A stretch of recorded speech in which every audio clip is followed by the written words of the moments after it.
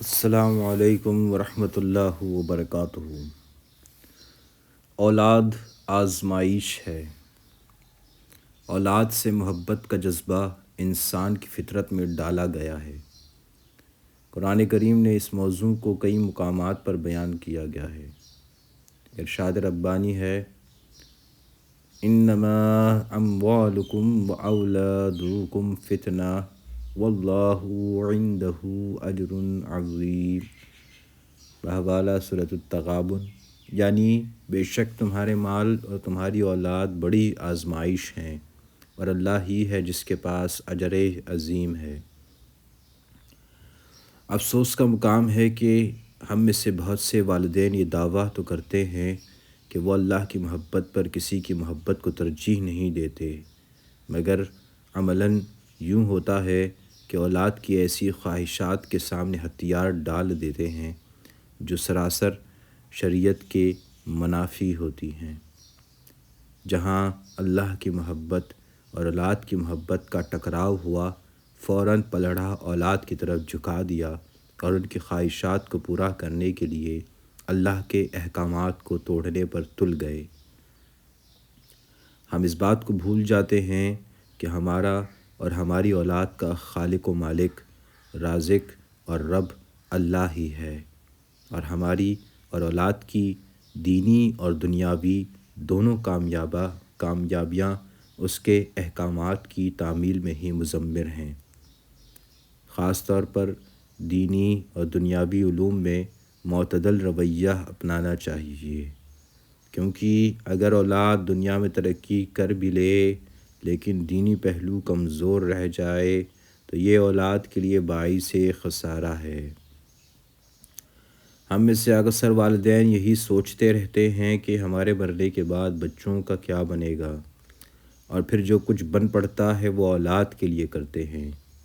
لیکن دور اندیش، صاحب بصیرت، عقل مند لوگ یہ بھی سوچتے ہیں کہ بچوں کے مرنے کے بعد ان کا کیا بنے گا، کیونکہ اصل حقیقت تو یہی ہے کہ اگر ہمارے بچے دنیا میں خواہ کچھ ہی کیوں نہ بن جائیں مگر آخرت میں ناکام ہو جائیں تو یہ حقیقتاً وہ ناکام ہو گئے، کہ اصل خسارہ تو اخروی خسارہ ہے۔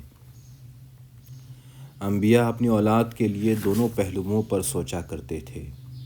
سیدنا ابراہیم کی دعاؤں میں سے ایک دعا یہ بھی تھی جس کا ترجمہ ہے کہ اللہ تعالیٰ ان کی نسل میں سے ایک ایسا رسول مبعوث فرما دے جو ان پر اس کی آیات کی تلاوت کرے، اس کی قدرت، علم اور حکمت کے دلائل ان کے سامنے بیان کرے، رموز شریعت اور شرعی احکام کے اغراض و مقاصد سے انہیں آگاہ کرے اور ان کا تزکیہ کرے۔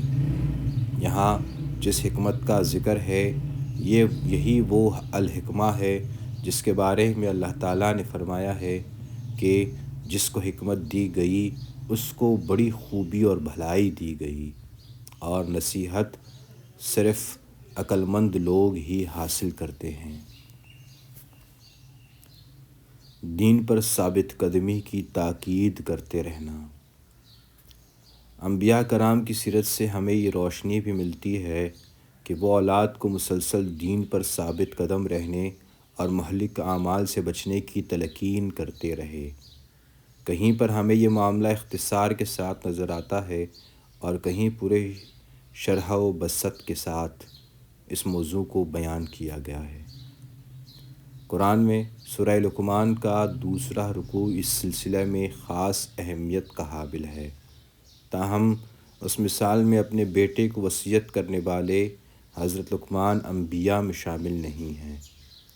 حضرت لقمان اپنے بیٹے سے کہتے ہیں، یا بنی لا تشرک باللہ ان الشرک لظلم عظیم، یعنی اے بچے اللہ کے ساتھ شرک نہ کرنا، یقیناً شرک بہت بڑا ظلم اور بہت بڑی ناانصافی ہے۔